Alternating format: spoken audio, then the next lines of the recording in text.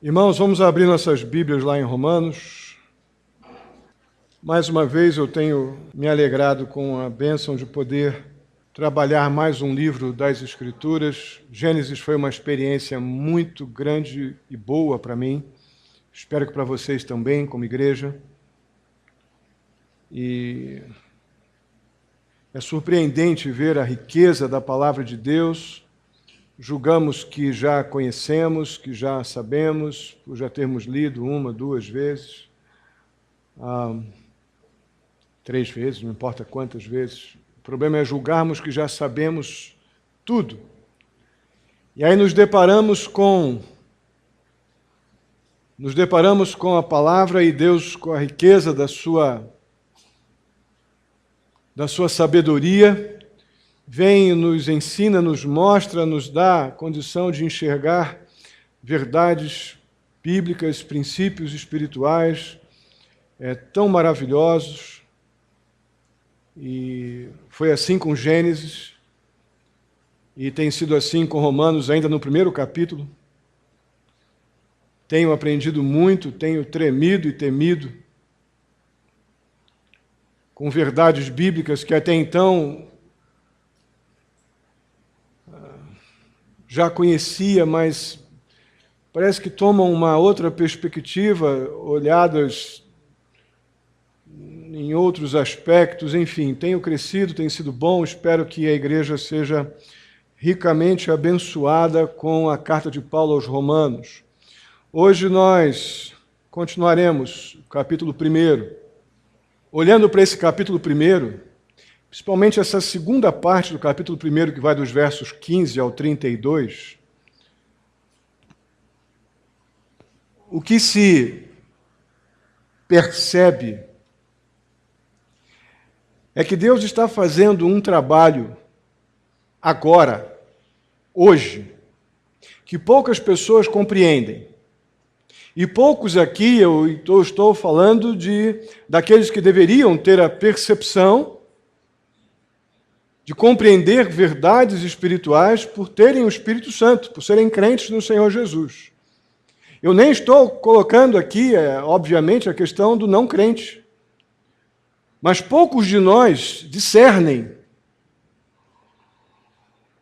que Deus está fazendo um trabalho intenso hoje, agora. E o verso 18 nos diz que trabalho é esse.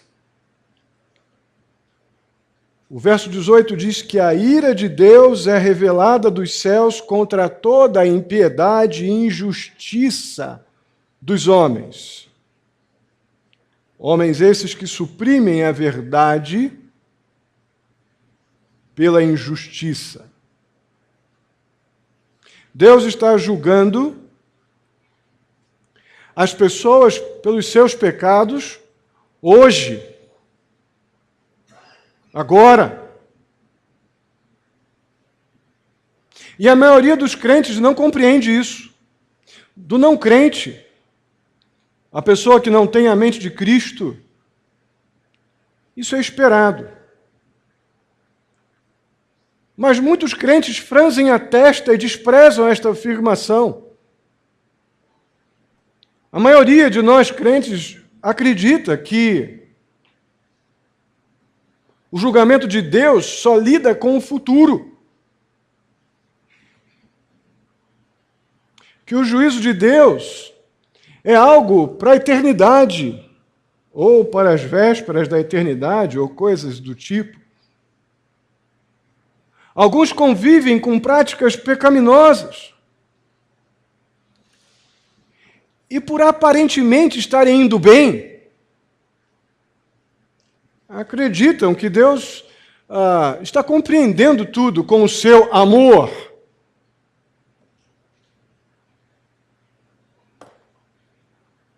Quando, na verdade, a permissão de Deus para que eu me sinta confortável no meu pecado é juízo de Deus, é punição.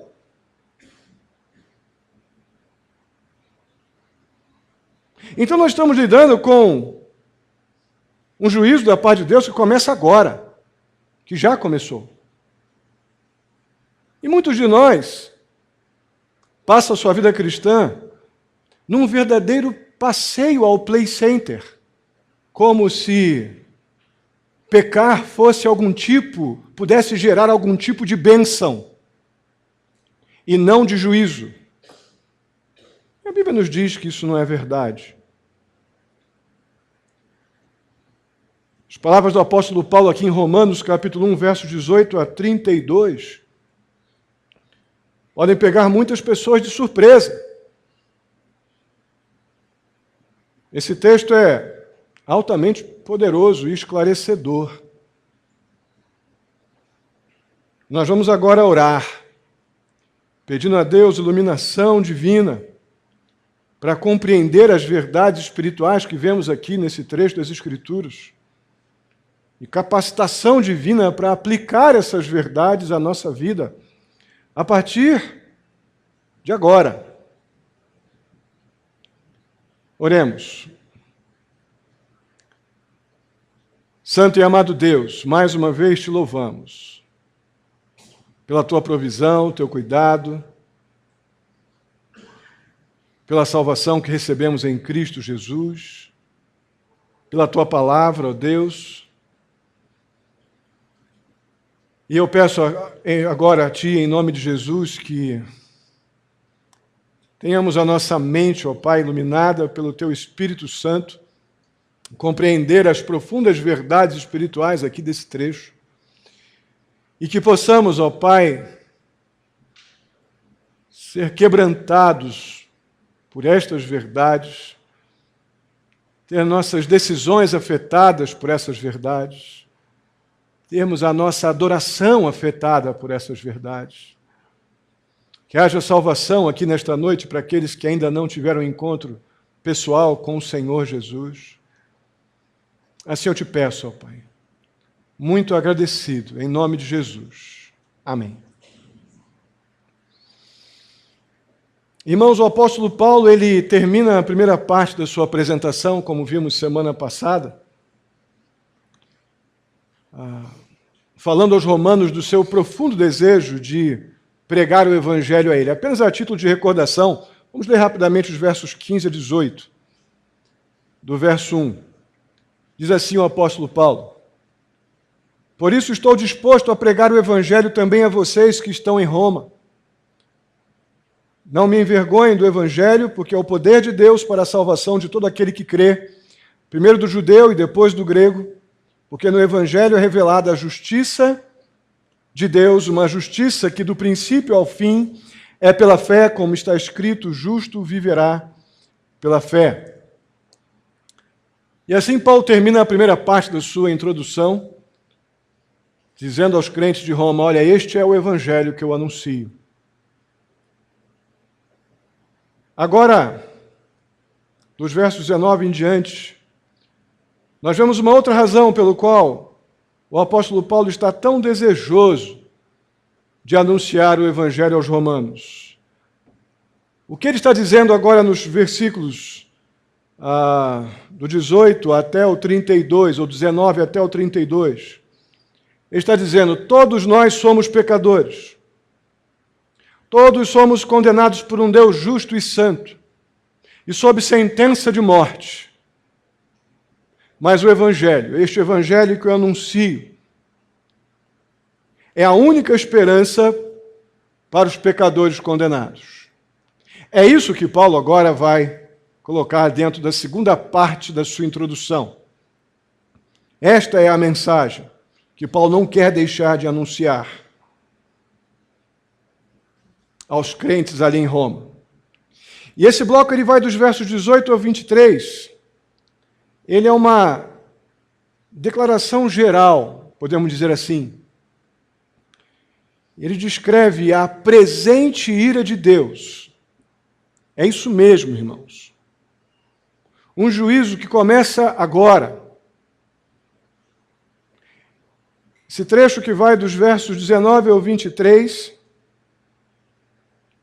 vão nos mostrar a presente ira de Deus como uma resposta de um Deus justo ao pecado do homem. O verso 18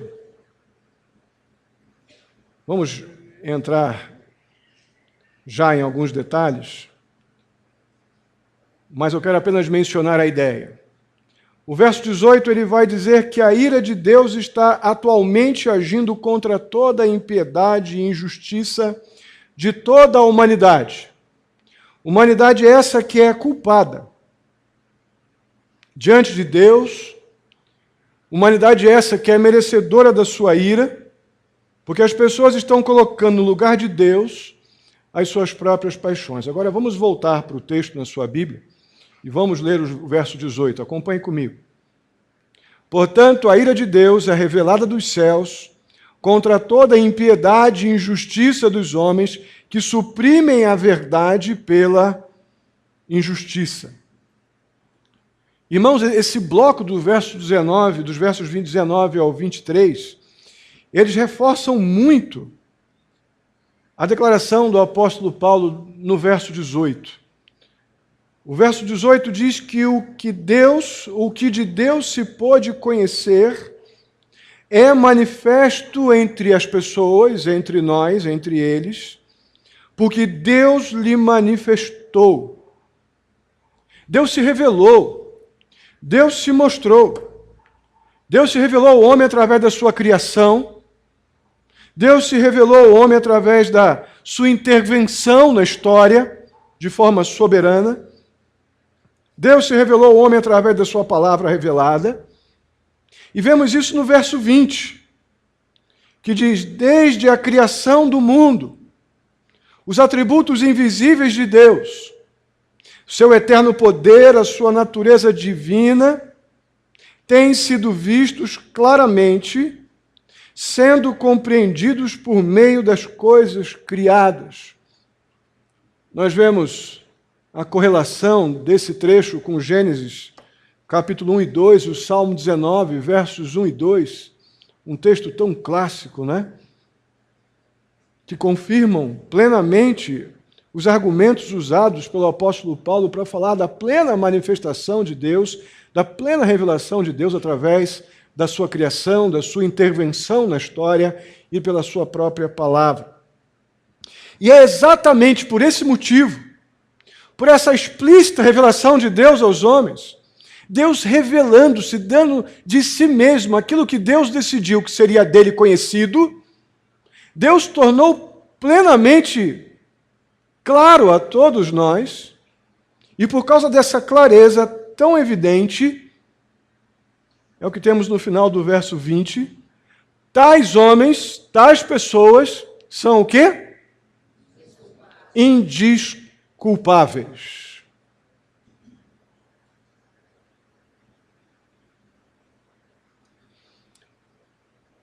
Isso é sério. Porque a partir desta afirmação, acaba aquela historinha romantizada, evangelicalizada, que nós gostamos de contar ou nos auto-iludir, de que as pessoas estão enganadas, as pessoas nunca ouviram falar, são inocentes.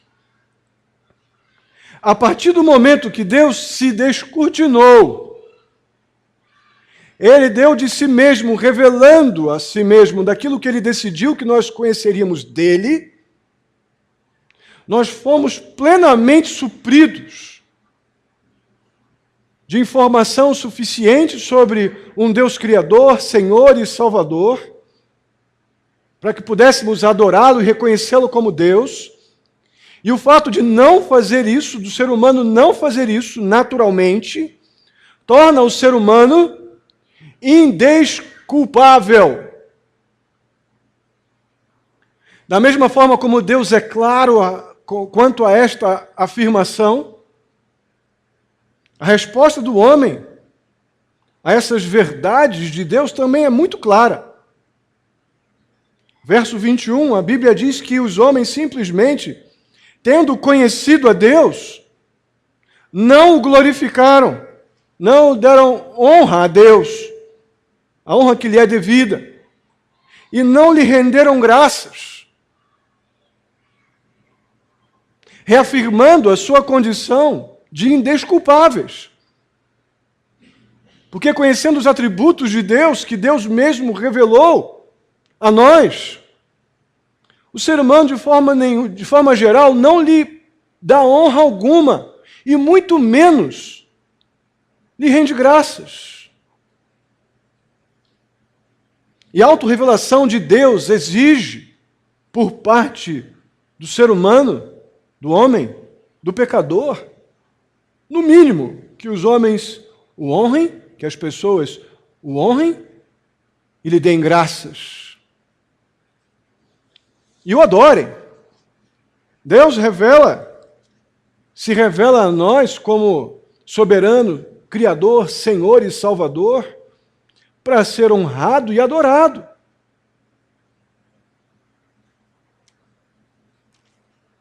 Como resultado, então, dessa postura humana, a verdade de Deus ela é pervertida, é trocada por aquilo que é mais adequado para o gosto do ser humano pecador. É o que nos diz a segunda parte do verso 21 até o verso 23. Seus pensamentos tornaram-se fúteis, e o coração insensato deles obscureceu-se.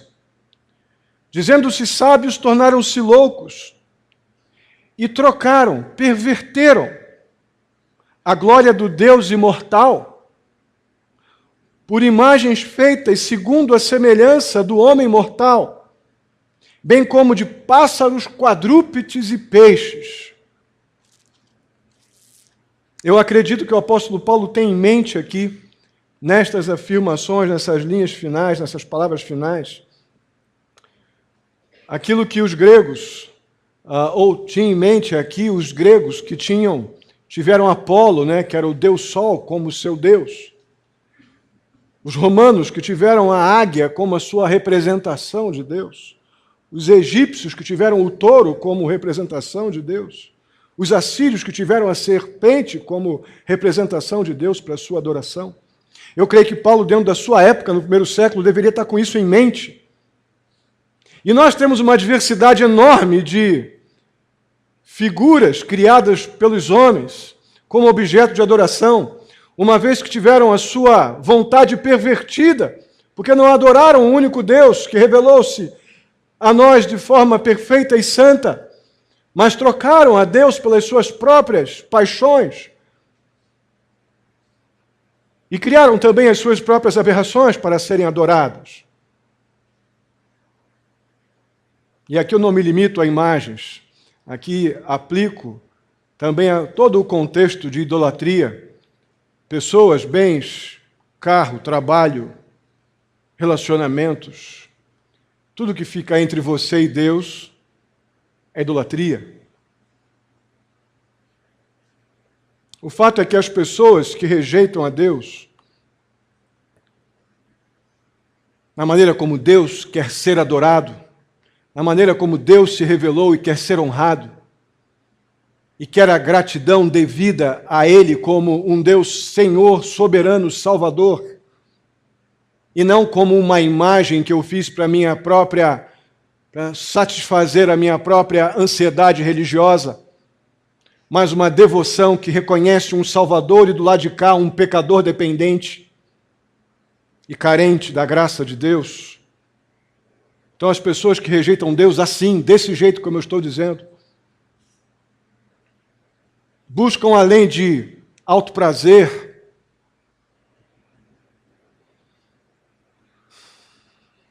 buscam criaturas como alvo da sua adoração. Isso é perversão da verdade de Deus. E todo pecado é uma perversão à vontade de Deus revelada, ou da vontade de Deus revelada a nós. Agora, dos versos 24 ao 32, Paulo vai descrever 3 manifestações ou maneiras da ira de Deus presente agora, que são resultado do pecado do homem. Primeira delas, nos versos 24 a 25, vamos ler.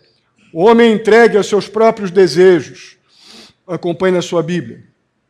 Por isso Deus os entregou à impureza sexual, segundo os desejos pecaminosos do seu coração, para a degradação do seu corpo entre si. Trocaram a verdade de Deus pela mentira, e adoraram e serviram as coisas e seres criados em lugar do Criador, que é bendito para sempre. Amém. Irmãos, as pessoas têm rejeitado a verdade de Deus e trocado pela sua própria mentira. É o que diz o verso 25. Por causa disso, o verso 24 diz que Deus os entregou. Isso é juízo presente. Isso é ira de Deus agora. Deus os entregou aos seus próprios desejos carnais, diz o verso 24. O resultado disso, aqui no texto, são as pessoas desonrarem os seus corpos entre si.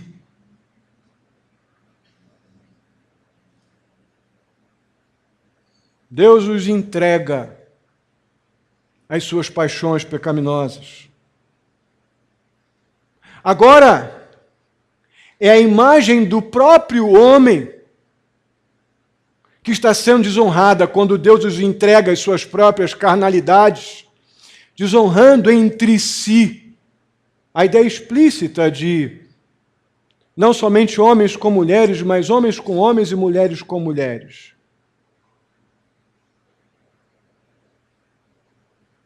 A ideia aqui é que Deus está permitindo, entregando os homens aos seus desejos, as pessoas aos seus desejos carnais, é que a própria imagem do homem está sendo desonrada quando Deus os entrega às suas paixões. Na sequência, nos versos 26 a 27, vamos ver que o homem é entregue também aos seus desejos naturais, ou melhor, seus desejos não naturais. Versos 26 a 27. Por causa disso, Deus os entregou a paixões vergonhosas. Até suas mulheres trocaram suas relações sexuais naturais por outras contrárias à natureza. Da mesma forma, os homens também abandonaram as relações naturais com mulheres e se inflamaram de paixões uns pelos outros. Começaram a cometer atos indecentes, homens com homens, e receberam em si mesmo o castigo merecido pela sua perversão. Eu disse há pouco que pecado é uma perversão da vontade de Deus.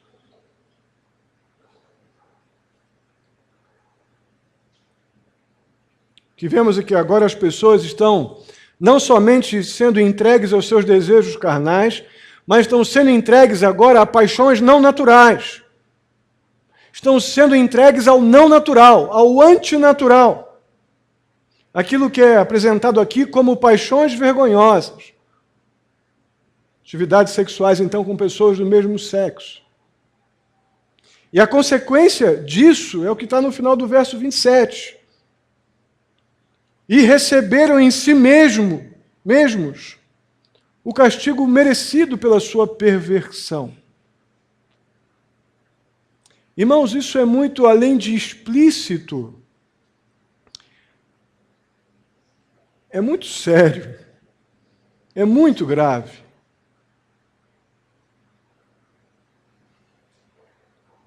Eu tenho plena convicção de que uma das consequências, a física,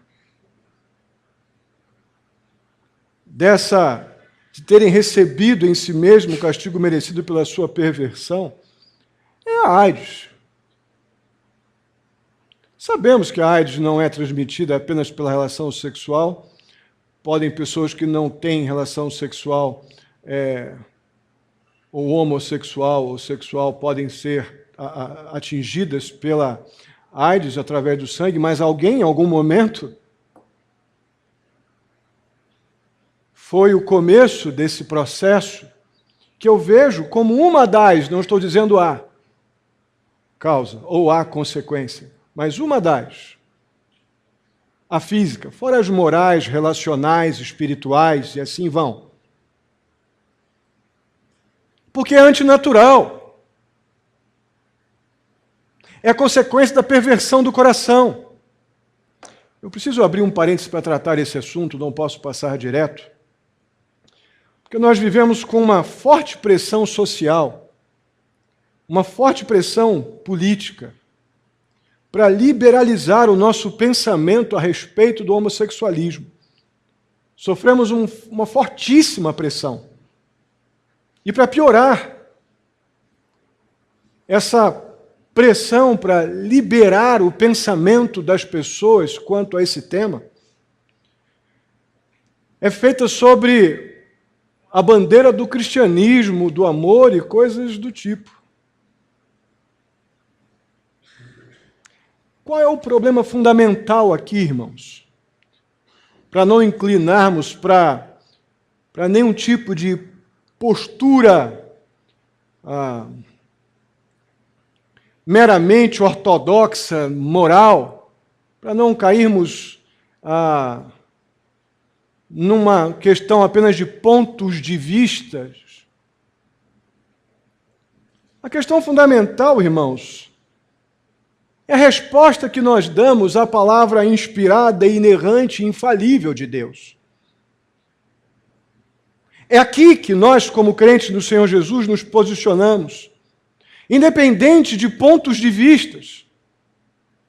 Porque se o ponto de vista do crente, do salvo por Jesus, não é tomado a partir da infalível, inerrante, inspirada palavra de Deus, nós estamos com um sério problema. Porque nossas posições serão moldadas por opiniões de terceiros falíveis. Mas nós temos o privilégio de lidar com a infalível, inspirada e inerrante palavra de Deus para lidar com este assunto. E a palavra de Deus, ela rejeita esta prática não natural para a sexualidade, porque isso abre a porta para todo tipo de mal, como todo pecado. O pecado não está no homossexualismo. O homossexualismo é pecado, como a mentira, como a avareza, como a maledicência, como a difamação, como a fofoca. Acredito que Paulo levanta esse tema em função da Roma e da Grécia do primeiro século, com uma promiscuidade muito grande, isso de alguma forma atingindo, com possibilidade de atingir a igreja em Roma, e soberanamente Deus permite que isso chegue a nós, num momento onde não me lembro de ter havido qualquer outra época de uma apologia tão grande ao liberalismo, no que diz respeito a esse tema, biblicamente antinatural, imoral, uma perversão à vontade revelada de Deus. Mas a bênção disso é que mesmo num ambiente de tanta perversão moral, nós vemos que há esperança para o pecador arrependido. Paulo prega a boa nova da esperança, sem fechar os olhos para a perversão que é o pecado. Lá em 1 Coríntios capítulo 6, dos versos 9 a 11, diz assim: vocês não sabem que os perversos não herdarão o reino de Deus? Não se deixem enganar. Nem imorais, nem idólatras, nem adúlteros, nem homossexuais passivos ou ativos, Nem ladrões, nem avarentos, nem alcoólatras, nem caluniadores, nem trapaceiros herdarão o reino de Deus. Assim foram alguns de vocês. É possível que estivesse ali na igreja de Roma pessoas que tivessem cometido esses pecados, mas agora, por causa da boa nova do Evangelho, foram perdoados, lavados, regenerados. Por isso que o Paulo afirma que assim como foram alguns de vocês, vocês foram lavados. Vocês que se arrependeram dessas práticas desonrosas, da perversão passada, vocês foram santificados. Vocês foram justificados no nome do Senhor Jesus Cristo e no Espírito de nosso Deus. Amém? Isso é glorioso. Que o apóstolo Paulo não feche os olhos para aquilo que merece a compreensão da justiça, da ira de Deus presente, mas é um juízo presente que nos liberta da perversão passada. Quando reconhecemos o nosso pecado e apresentamos a Deus, somos alvos dessa graça salvadora e libertadora, que nos lava, santifica, justifica. Isso compõe a boa nova do Evangelho.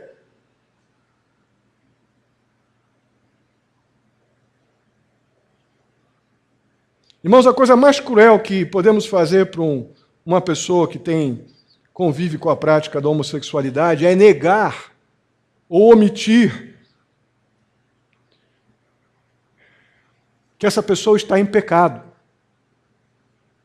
Nada mais cruel podemos fazer. Porque Jesus Cristo morreu por pecadores para que pudéssemos ser libertos da prática pecaminosa, da homossexualidade, da mentira, do roubo, da bebida, do vício, da droga. Jesus morreu por pecadores arrependidos para que pudéssemos ser libertos da escravidão, da perversão do pecado.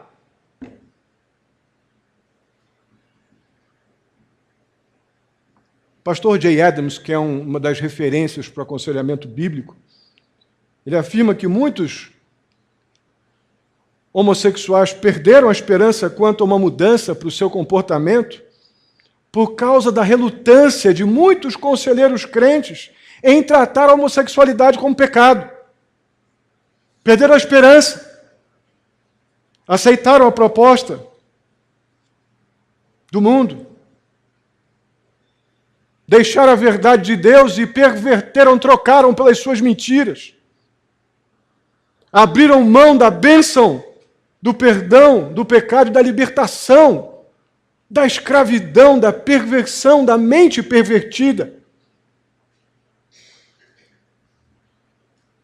Em nome de um tipo de amor bajulador que não tem nada a ver com o amor de Deus, que é libertador, que faz juízo sobre o pecado e liberta o pecador arrependido da escravidão, da mente pervertida e da prática do pecado.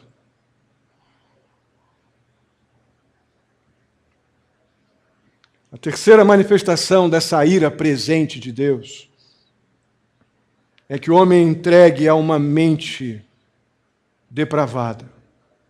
Versos 28 a 32. Acompanhe comigo. Além do mais, visto que desprezaram o conhecimento de Deus, ele os entregou a uma disposição mental reprovável para praticarem o que não deviam. Tornaram-se cheios de toda sorte de injustiça, maldade, ganância e depravação. Estão cheios de inveja, homicídio, rivalidade, engano e malícia.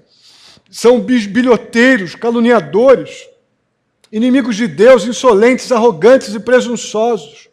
Inventam maneiras de praticar o mal, desobedecem seus pais. São insensatos, desleais, sem amor pela família, implacáveis. Embora conheçam o justo decreto de Deus, de que as pessoas que praticam tais coisas merecem a morte, não somente continuam a praticá-las, mas também aprovam aqueles que as praticam. Irmãos, a rejeição à verdade, às verdades de Deus reveladas na sua palavra,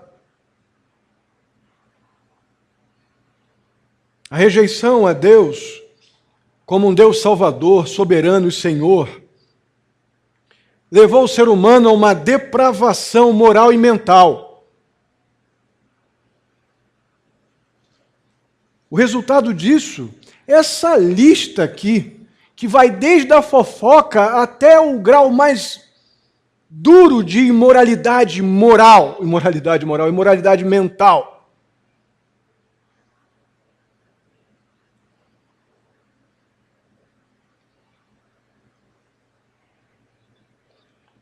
A Bíblia chama isso, nos versos 29 a 31, de disposição mental reprovável. Sabe lá o que é ter uma mente reprovada moralmente? Uma mente naturalmente pronta para a depravação. E não pense em depravação apenas na perspectiva da sexualidade, não. Pensa na depravação como o contrário de tudo que é legítimo, moral, natural.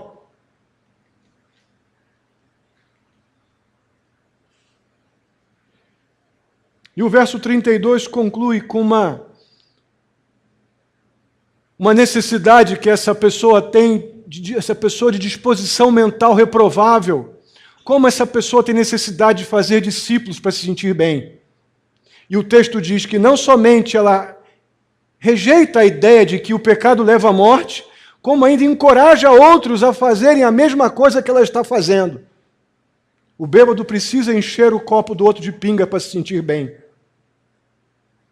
Então, a pessoa de mente reprovada, ela precisa de outros para lhe dar segurança na sua depravação, na sua imoralidade, na sua perversão. O pecado precisa de companheiros. Interessante que nós somos lentos para fazer discípulos de Cristo, mas não somos muito demorados para fazer discípulos do pecado, né?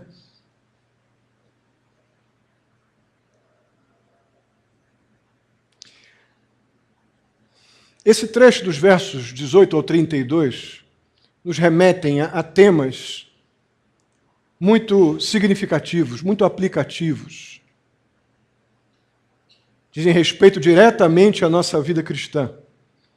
O primeiro tema que nós vemos aqui nesse trecho dos versos 18 ao 32 está ligado aos atributos de Deus. Na criação, Deus revelou os seus atributos invisíveis, tornando aquilo que era invisível, visível. E são mencionados aqui, nos versos 20, como os atributos do Senhor, o seu eterno poder e a sua natureza divina, que são vistos em tudo que Deus criou. Num grande resumo, os atributos de Deus mostram que, ou na verdade mostram, a perfeição de Deus, e quando Deus mostra a sua perfeição, também mostra a nossa imperfeição. Os atributos de Deus revelados a nós mostram a sua santidade, em contraponto, mostra a nossa pecaminosidade. Os atributos de Deus mostram o seu poder, e no outro lado mostram a nossa fraqueza. Os atributos de Deus mostram o que Ele é Senhor, Deus, Rei, poderoso, Salvador, dono da vida, dono da morte, e que por nós deve ser adorado e deve ser servido. Amados irmãos, o contrário disso é pecado. O contrário disso é perversão da vontade de Deus revelada. Isso nos leva ao próximo tema, que encontramos nesse bloco dos versos 18 ao 32, que é o pecado do homem. Irmãos, Romanos capítulo 1, ou em Romanos capítulo 1, pecado é uma prática que não concorda, não afina com os atributos de Deus. Porque se pecado é uma perversão da vontade de Deus revelada, não tem como haver nenhum tipo de concordância entre a prática pecaminosa e qualquer tipo de relacionamento com Deus, enquanto eu estou ativo numa prática pecaminosa.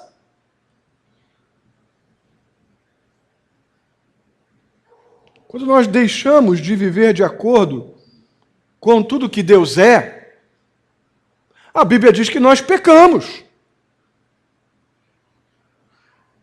E agora você vai entender melhor, porque você deve estar pensando, pastor, então a gente peca demais. É, meu irmão. De fato, nós deixamos de viver de acordo com os atributos de Deus que Ele revelou a nós, conformados com estas verdades e o servindo, o adorando, o amando, diante da sua santidade, da sua perfeição, do seu poder, do seu senhorio. Deixamos de fazer isso, nós pecamos. A conclusão que chegamos, como diz o apóstolo Paulo, eu sou um pecador miserável. É isso mesmo. E agora você vai compreender bem melhor o porquê do apóstolo Paulo dizer em Romanos 3, 23. Vocês lembram? Porque todos pecaram e destituídos estão da glória de Deus. Agora a gente entende melhor, né?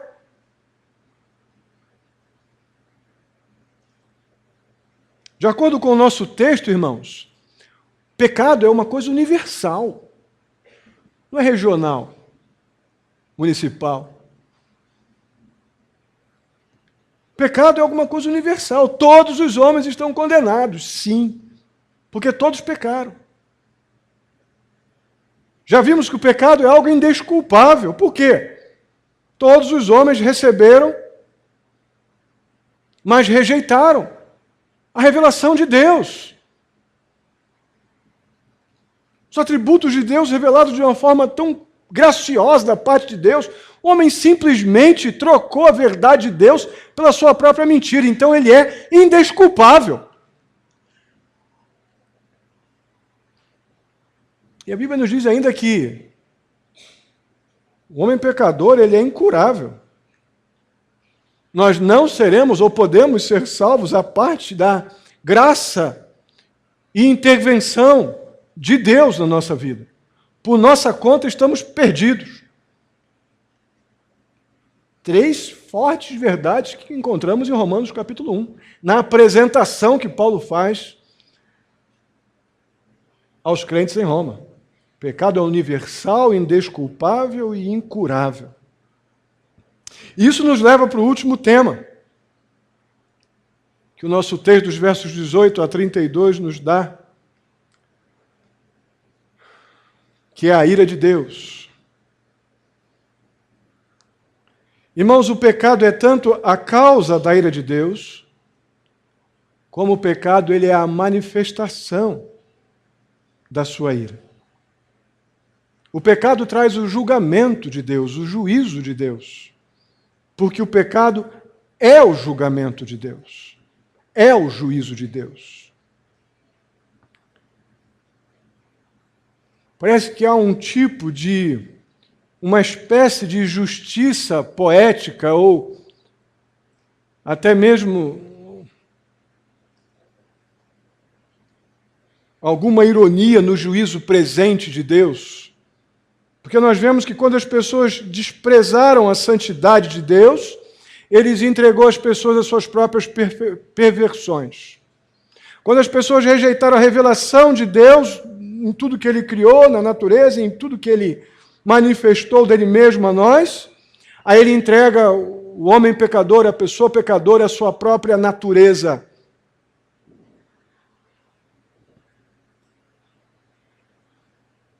E quando as pessoas não honram a Deus, Ele entrega o pecador à desonra. Irmãos, a ira de Deus faz juízo sobre as pessoas, pune A palavra no texto bíblico, do texto que vimos aqui de 18 a 32, várias vezes usa a expressão castiga. Então a ira de Deus presente, ela faz juízo, ela pune as pessoas, dando às pessoas o que elas merecem. A ira de Deus no presente permite que a pessoa mergulhe cada vez mais no seu próprio pecado. Quer ver uma ilustração disso? Vocês lembram do filho pródigo? Lembram? O filho pródigo, não com prazer do seu pai, mas o filho pródigo pediu, olha pai, me dá a minha herança, me dá o que eu quero ir para a vida, eu quero ir para o mundo.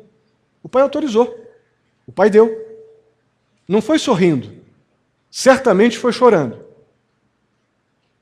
Mas o pai autorizou que ele deixasse sua casa, fosse embora. E qual foi a consequência? Foi um mergulho de cabeça do filho pródigo no seu próprio pecado. E ele mergulhou, nadou no seu próprio pecado. Mas foi quando ele estava lá no chiqueiro, comendo a comida do porco, que Lucas 15, 17 vai dizer que ele caiu em si e, arrependido, voltou para a casa do seu pai. Isso é maravilhoso, irmãos. A ira presente de Deus, o juízo que começa agora, quando Deus nos entrega as nossas próprias paixões, para que mergulhemos profundamente no nosso próprio pecado, é um gesto gracioso da parte de Deus. Sabe por causa de quê? Porque ela não é permanente. Quando Deus entrega à pessoa o seu próprio pecado, Ele não está desistindo dela.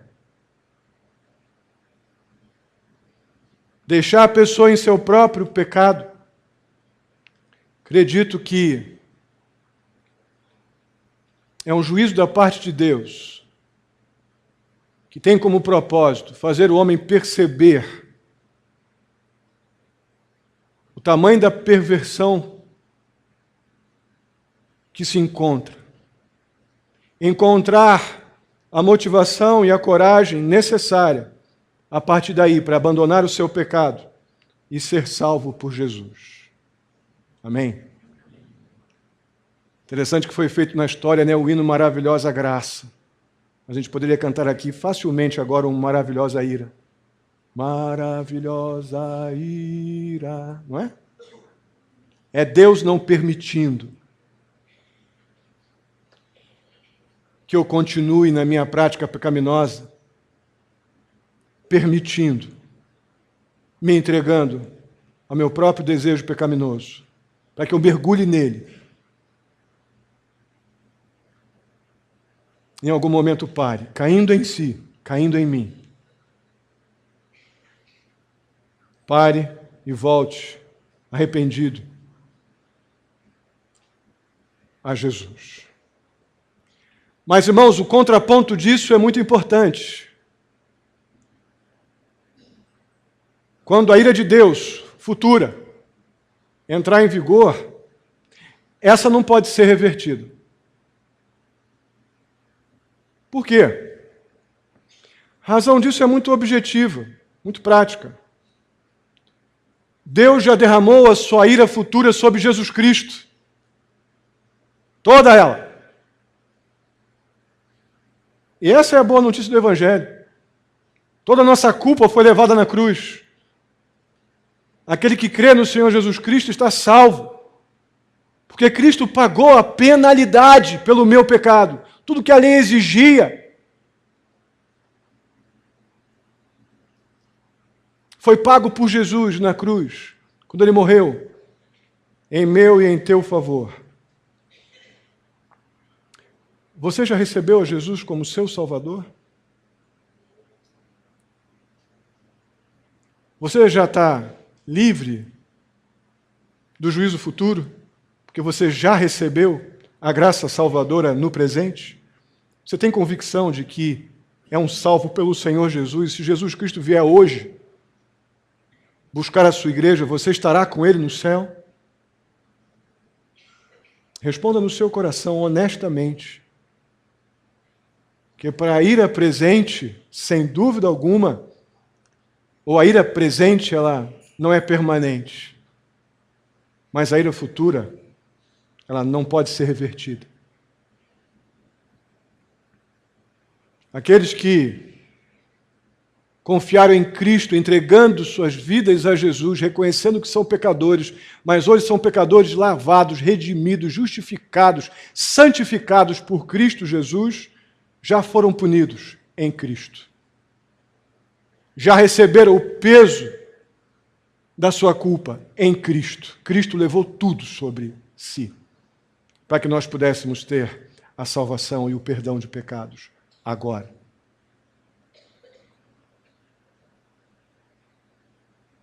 Mas a ira futura de Deus, sem dúvida alguma, recai apenas sobre aqueles que rejeitam o que Cristo fez por eles na cruz. Essa sim. Irmãos, o pecado é juízo de Deus. Pecado não é recompensa. Não tem essa de eu passar, de eu admitir alguma prática pecaminosa e achar que está tudo bem, porque na igreja de fulano faz, lá no outro lugar faz também. Não tem essa, eu não posso me indispor e me colocar em confronto, em oposição à palavra inspirada, inerrante, infalível de Deus.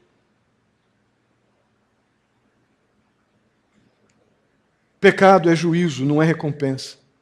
Nós não temos que ter algum tipo de inveja de pecadores ou dos pecadores que estão aí, talvez, aparentemente desfrutando tudo que é bom, né? Olha lá pode, ele pode fazer isso, ele pode fazer aquilo. Não devemos pensar de forma alguma que Deus está retendo alguma coisa boa de nós, nos proibindo o pecado. Pecado é juízo. Pecado não é recompensa. Pecado é perversão da vontade de Deus. O inferno, meu irmão, é o lugar onde Deus vai dar às pessoas a eternidade para se afogarem nos seus pecados como se fosse uma delícia. Agora, o céu é o lugar onde os santos, os crentes do Senhor Jesus, vão eternamente praticar aquilo que honra a Deus, aquilo que é bom, aquilo que é perfeito, aquilo que é aceitável, aquilo que é amável ao nosso Rei, ao nosso Senhor e Salvador. Essa é a boa notícia do Evangelho que o apóstolo Paulo desejava entregar aos romanos e a nós. Amém? Vamos ficar de pé, vamos orar. Eu quero muito orar por você, no sentido de que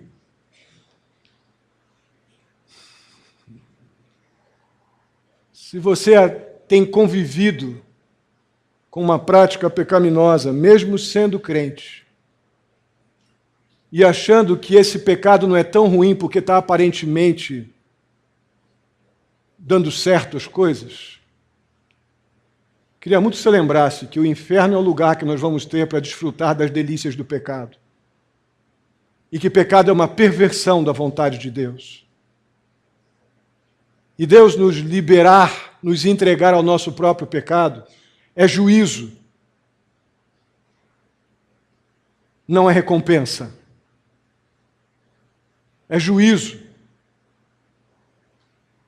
Para que eu pare, para que eu me arrependa e volte para o Senhor, como diz a parábola lá do filho pródigo em Lucas 15:17, caindo em si, ele parou, arrependido, e voltou para o seu pai. Eu queria muito que você refletisse agora. Vamos orar, feche seus olhos. Se há necessidade de parar e cair em si agora, está nadando de braçada em algum pecado de estimação, é hora de parar. Isso, pecado não é recompensa, pecado é juízo. Pecado é uma perversão da vontade de Deus revelada. É hora de parar. É hora de cair em si. E arrependido voltar para o Senhor. Oremos.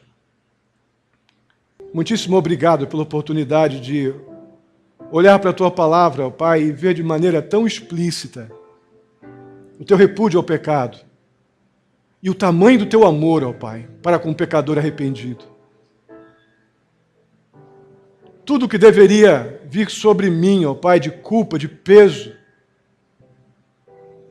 foi sobre Cristo Jesus, para que agora eu possa, reconhecendo que sou pecador, não ter mais nada de punição a receber, porque toda a minha culpa foi lançada sobre Jesus. Ó Deus querido, eu clamo a Ti, ó Pai, por aqueles que têm convivido de forma amistosa com alguma prática pecaminosa. E por estarem aparentemente indo bem, ó Deus, podem estar se sentindo seguros. Ó Pai querido, em nome de Jesus, que Teu Espírito Santo ilumine a mente de cada um para entenderem que pecado é juízo, ó Pai, pecado não é recompensa. E que o lugar de se deleitar e ter prazer no pecado é no inferno. Mas o lugar do crente é no céu, praticando aquilo que Te honra, Te adorando, Te bendizendo. Que haja arrependimento agora em nome de Jesus. Que haja mudança de direção, confissão de pecados, de uma nova vida. Te peço por aquele que entrou aqui sem convicção de salvação, ó Pai, entendendo que é pecador, e que Cristo morreu na cruz pelo seu pecado. Eu peço a Ti, em nome de Jesus, que haja salvação nesta noite, que haja confissão de pecados, libertação da escravidão do pecado. Muito obrigado, ó Deus, muito obrigado pela Tua palavra. Muito obrigado, ó Deus, por esse zelo Teu tão especial, nos dando a compreender verdades tão profundas. Assim eu Te agradeço, ó Pai. Peço que o Senhor nos leve em segurança para os nossos lares. Peço que o Senhor nos proteja nesta semana, nos livra do mal, ó Deus, nos dá sabedoria, discernimento para agirmos, ó Pai, de maneira que estejamos honrando ao Senhor em tudo que falamos, pensamos, nossas decisões, nossas escolhas. Muito obrigado, ó Deus, assim Te louvamos, no nome santo de Jesus. Que a graça do nosso Senhor e Salvador Jesus Cristo, o amor de Deus, nosso amado Pai, a comunhão e a consolação do Espírito Santo esteja sobre a vida de cada um de vós, queridos e amados irmãos, hoje e até a vinda do nosso Senhor Jesus Cristo. Amém e amém. Que Deus os abençoe. Podem sentar. Estarei à porta para cumprimentá-los.